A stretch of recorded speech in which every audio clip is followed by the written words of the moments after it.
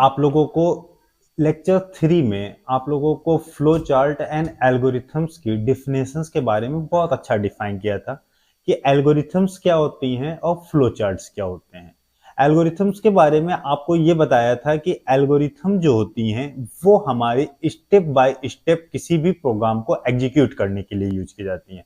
अगर आप किसी भी प्रॉब्लम को सॉल्व कर रहे हो और उस प्रॉब्लम को स्टेप बाय स्टेप अगर आप लिखते हो तो दिस इज कॉल्ड एल्गोरिथम।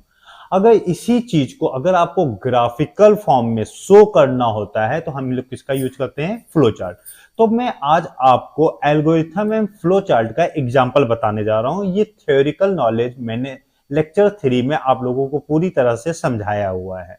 आपको मैं डिस्क्रिप्शन में लिंक दे देता हूं, आप लेक्चर 3 में ये सारी चीजें रीड कर सकते हैं। एल्गोरिथम्स क्या होती हैं? जैसे मैं एक छोटा सा एग्जांपल लेता हूं कि मुझे 2 नंबर इंपुट करने हैं और उसमें से लार्जेस्ट नंबर प्रिंट करना है। 2 नंबर में मुझे लार्जेस्ट नंबर प्रिंट करना है, इसका एल्गोरिथम लिखना है। तो मैं आपको ये देखिए, मैं आपको स्क्रीन पे लाता हूं।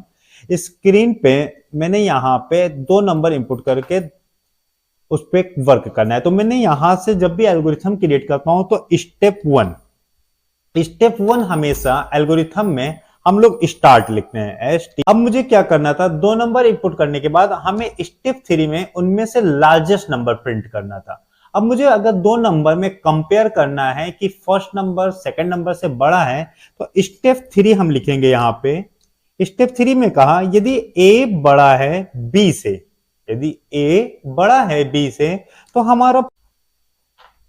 हमारा प्रिंट हो जाए स्टार्ट। कभी भी अगर हम लोग फ्लो चार्ट की भी स्टार्टिंग करते हैं तो स्टार्ट सबसे पहले लगाते हैं। स्टार्ट के बाद अगर अब हमें आगे बढ़ना होता है तो किस डायरेक्शन में बढ़ना होता है वो डायग्राम हम एरो साइन का यूज करते हैं। एरो साइन मैंने यहां से लगाया। अब मुझे क्या करना था? एरो लगाने के बाद 2 नंबर इंपुट लेने थे। इंपुट लेने के लिए हम लोग पैराग्राम का यूज करते हैं। यहां से हमने ले लिया, यहां से हमने इस वैल्यू को इंपुट करना था तो मैंने यहां पे लिख दिया A और V वैल्यू हमने इंपुट की। Input A, B। अब मुझे A, B पे हमें डिसीजन लगाना था, कंडीशंस लगानी थी। तो डिसीजंस और कंडीशंस के लिए हम लोग डायमंड सिंबल्स का यूज करते हैं। डायमंड सिंबल मैंने यहां से ले लिया।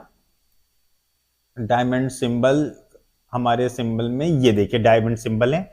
मैंने यहां से अपना डायमंड सिंबल लिया और डायमंड सिंबल पर हमने अपनी कंडीशंस लगाई। कंडीशंस लगाने के लिए आपको एरो साइन जरूर लगाना है। यहां पे एरो साइन हमने लगाया। एरो साइन से पहले मैंने स्टार्ट, फिर हमने इंपुट किया, फिर हमने अपना कंडीशंस लगा दी। अब कंडीशंस में हमें क्या लिखना था? यदि A बड़ा है B से तो मैंने यहां पे लिखा if A greater than B। अगर ये पार्ट हमारा सही हो जाता है, यदि हमारी ये कंडीशन ट्रू हो जाती है तो हमारे 2 एरो साइन बनते हैं। ये देखिए मैं यहां से ड्रॉ करता हूं, पेंसिल टूल ले लिया मैंने।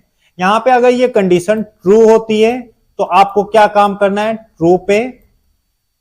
और अगर ये कंडीशन फॉल्स होती है तो हमें क्या वर्क करना है? यहां पे हमने फॉल्स लिख दिया।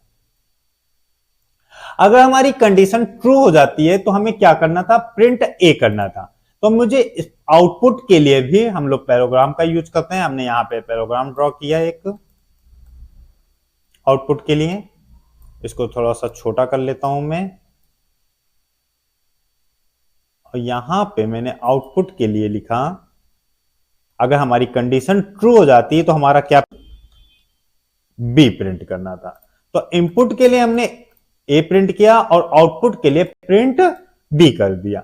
अब दोनों कंडीशंस के बाद हम अपने प्रोग्राम को लास्ट स्टेप में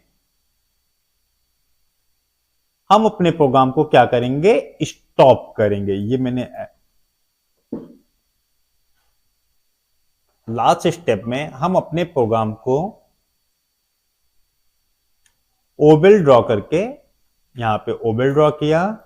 ओबेल ड्रॉ करने के बाद हमने यहां पे लिख देंगे स्टॉप। ये हमारा एल्गोरिथम एंड फ्लो चार्ट का एग्जांपल था।